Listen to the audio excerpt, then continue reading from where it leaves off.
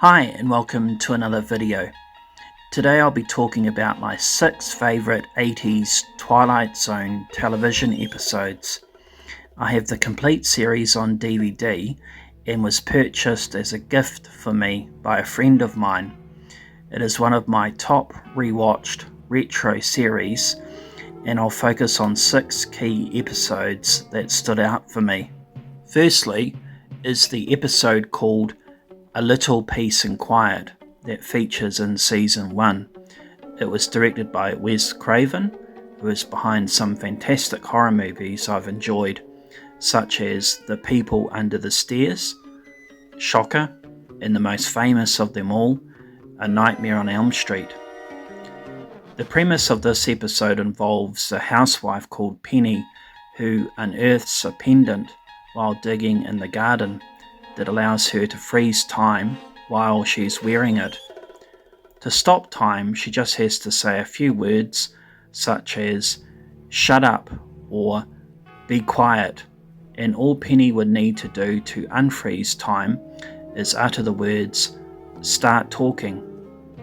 Before finding the pendant, Penny's days involved constantly being at the beck and call of her 4 noisy children and husband, and having to attend to the never-ending list of daily chores. She becomes overwhelmed and stressed by it all. Suddenly, Penny finds her newfound ability a godsend as she is finally able to have a moment to herself. For example, she is able to have breakfast in peace and go directly to the front of the line at the supermarket. I did like a funny scene when she is bothered by a couple of people at her door that are trying to get her to come along to a meeting regarding nuclear arms, but Penny isn't interested. As the visitors become more insistent, she tells them to shut up and they immediately freeze. Penny drags both of them out onto the front lawn, then shuts the door and says, "Start talking." The couple are surprised to find themselves laying down outside. Freaked out, they leave Penny alone and move on. Most people could relate to this episode, as who hasn't wished to be alone at some point or another and have time out from the stresses of modern life. However, the topic that the visitors wanted to talk about earlier, as well as a news event that we hear briefly on the radio and catch a glimpse of on the family's television set, ends up shattering Penny's now blissful life. Peace talks and de-escalation between Russia and the United States aimed at preventing a nuclear war have failed, with nuclear missiles entering American airspace, with one missile seconds away from hitting their town. I thought, what a horrible conundrum that Penny faces. Although she managed to freeze time as the missile was about to come down, if Penny unfreezes that moment, then the Earth and everyone, including her, would be annihilated. It's a hell of a situation to be in.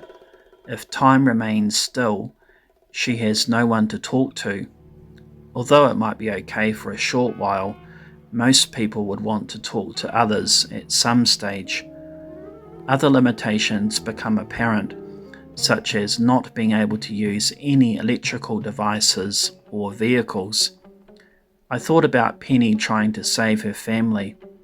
Penny could drag each of her family members to a fallout shelter if she could find one and the door was open, or transport them on some non-electrical mode of transport, such as a trolley. If the fallout shelter door was closed, she would have to unfreeze time to open it, which would defeat the purpose. How long could a person last before enough was enough and you wanted to end things? Another favourite episode of mine, and directed by Wes Craven, is called Wordplay in Season 1. It stars a young Annie Potts, who played the receptionist in 1984's Ghostbusters. The premise of the story was very unique in that salesperson Bill Lowry starts to hear normal, everyday English words he is accustomed to hearing being substituted for other unrecognizable and bizarre words by those around him. I liked how this process starts slow, where it is just one word that is altered here and there, but then as the day progresses, more and more words start to change from his wife, neighbour and co-workers. He struggles to understand what the hell is going on. This would be absolutely terrifying for a person in that the English language is being rewritten. For example, the word lunch becomes dinosaur and lunch becomes a light red colour. Anyone at first would think it was some kind of joke being played. I totally felt for Bill getting frustrated when he is trying to explain to his wife, Kathy, that the word is lunch, not dinosaur, and she looks at him like he is from another planet. Also, when his son comes down with fever, he has to be rushed to the hospital. Bill doesn't understand what the doctor or staff are talking about and if his son will be okay.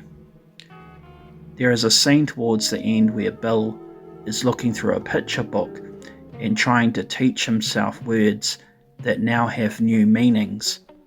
I take my hat off to him in that he is learning to adapt in quite a bizarre set of circumstances. A third favourite episode of mine is called The Shadow Man in Season 1, directed by Joe Dante, who is behind 1984's Gremlins and did a segment in the Twilight Zone movie about a teacher that encounters a kid with extraordinary powers that can conjure up anything his mind desires. I knew would be in good hands with Joe at the helm for this episode. The premise of The Shadow Man involves a 13-year-old boy called Danny who discovers a mysterious entity living under his bed called the Shadow Man. The Shadow Man manifests itself at night in Danny's bedroom, but we learn he protects and doesn't harm the person whose bed he resides under. During the episode, reports start to circulate among the town of kids being attacked by an individual dressed in black. Danny has a crush on Leanna, who is the girlfriend of a school bully called Eric. Danny starts to become popular with other kids at school when it is found out that he ventured out after dark all by himself to help Leanna with her maths homework. This act of bravery brings Leanna and Danny closer, which ends up making Eric angry. Eric confronts Danny about it, and the two agree to a fight later at night in a park area where there have been sightings of the Shadow Man. The thing I absolutely loved about this episode and I didn't see coming was the twist towards the end. Danny isn't scared about the possibility of being beaten up, as he believes his Shadow Man will show up and come to his defense before Eric can lay a hand on him. Suddenly the Shadow Man shows up and Eric takes off in fright. Danny is all smiles until the Shadow Man starts moving towards him in a threatening manner, leading to confusion.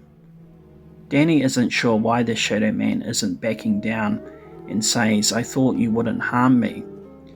The Shadow Man responds by saying that he is from under someone else's bed, revealing that there is more than one Shadow Man about and isn't Danny's one. A fourth favourite episode of mine from the 80's Twilight Zone series that made it into my top 6 was called The Card in Season 2, starring William Atherton from Die Hard 1 and 2, who played the annoying reporter Richard Thornburg. A housewife learns some harsh lessons about the dangers of owning a credit card, uncontrolled spending, and not reading the fine print. Linda Wolf signs up to a new credit card from an unknown credit company called The Card. The manager informs her that they are different than the usual credit cards like Visa or MasterCard, and that as an initial act of good faith, a payment is expected by the end of the first week, then the typical 30 days. Linda is told that there are severe penalties for failing to make a payment on the card. She is handed a contract to sign before taking ownership of the credit card, but doesn't bother to read it. Being a Twilight Zone episode, you're left wondering what the penalties will be.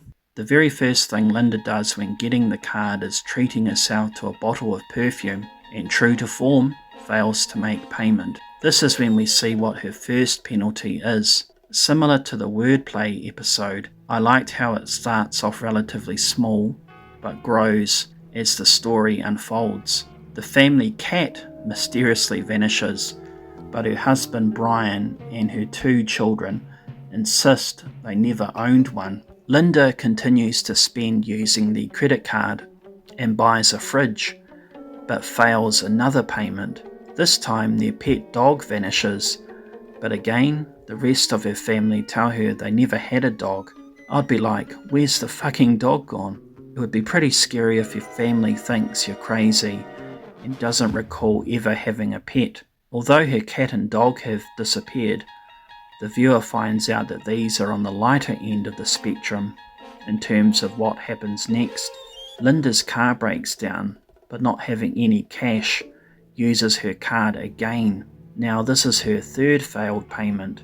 She receives one of the most devastating and horrific things that could ever happen to a parent. Both her young children and baby are gone. Brian, her husband, insists they never had children. I couldn't imagine what it would be like knowing your kids are gone and trying to figure out what has happened to them. Are they alive or dead? Linda discovers to her horror that her children have been acquired by the card company. The manager tells her that she should have read the agreement. Linda tries to buy her children back by writing a check, but in true Twilight Zone fashion, the check bounces. The episode had a fantastic ending with Brian, the fridge, their appliances and house vanishing in front of our eyes, including Linda herself. Although this is pure fiction, it made me thankful about not owning a credit card and the financial trouble you can get yourself into with interest and other fees that can add up if you're not careful. To also read documents more carefully, or at the very least get someone to look at it on your behalf. My 5th favourite episode is called The Call, that is part of Season 3. This tale focuses on a lonely man called Norman Blaine, who lives alone, played by William Sanderson. One night he accidentally dials a wrong phone number, but ends up chatting to a woman at the other end of the line. Over several nights the pair talk more and more on the phone and enjoy each other's company. When Norman asks if it's okay to meet her face to face, Mary Ann gets defensive and says, "Why do we need to change things?" He eventually manages to track down the location of Mary Ann, which turns out to be at an art gallery. I liked the reveal when Norman finds out that the woman he was talking to was actually a bronze sculpture. The backstory was interesting about how Mary Ann was an artist and that there must have been a lover's quarrel once and she ended up committing suicide, a tragic event. Although we only hear her voice on the phone, the viewer never sees Mary Ann moving or the sculpture coming to life. I couldn't blame Norman for at first being in shock and thinking that this can't be true. However, he gets over this as he realizes he is in love for the first time, that Mary Ann gives his life meaning and he doesn't feel alone anymore. I'm not usually a fan of love stories, but his character was a nice guy and there is a happy ending. Norman ends up touching the statue. The final moments we see that there are now 2 bronze figures in the exhibit looking at one another, Norman found happiness. Finally, at number 6 is the episode called Something in the Walls in Season 3. This is probably the most scariest episode of all the 3 seasons. At a mental ward, newly arrived psychologist Dr. Mallory Craig meets one of his patients, Sharon Miles, who is terrified of faces she sees in walls, cracks, or anything involving patterns. Sharon will only stay in a white coloured room, dresses in solid colours, and doesn't allow things such as patterned blankets or rugs anywhere near her. Mallory listens to Sharon talk about why she is so scared, and that she started seeing faces trying to come through her wall at her home before she committed herself. She was even frightened these beings were going to attack her son. After a storm occurs the night before, Dr. Mallory encounters Sharon, who is a completely changed person. She is no longer scared to death and is wearing patterned clothes. Sharon tells the doctor that it was basically all in her mind and that she just needed someone to talk to. Mallory helps her to pack, and then we notice what appears to be a face in the ceiling of her room, and the sound of Sharon's voice saying that the individual the doctor is talking to isn't her. Unfortunately, Mallory can't hear her cries at all. I really like this story, and I thought the background music that plays near the opening sequence was quite chilling and added to the atmosphere. I thought the smile coming from the imposter Sharon was haunting, and the faces saying, "Don't resist." From a medical perspective, Sharon could have been suffering from a real-life condition called pareidolia, where a person does interpret a face or object in random patterns. One of the courses of treatment for it would be antipsychotic medicines. I watched this episode through YouTube, and one viewer's comment raised a funny point about the episode. You couldn't just check yourself in, get your own room, not have to talk to any doctors or nurses if you didn't want to, or not have to go to therapy. Well, that brings to a close my 6 favourite 80s Twilight Zone episodes. Thank you very much for listening, and have a great day.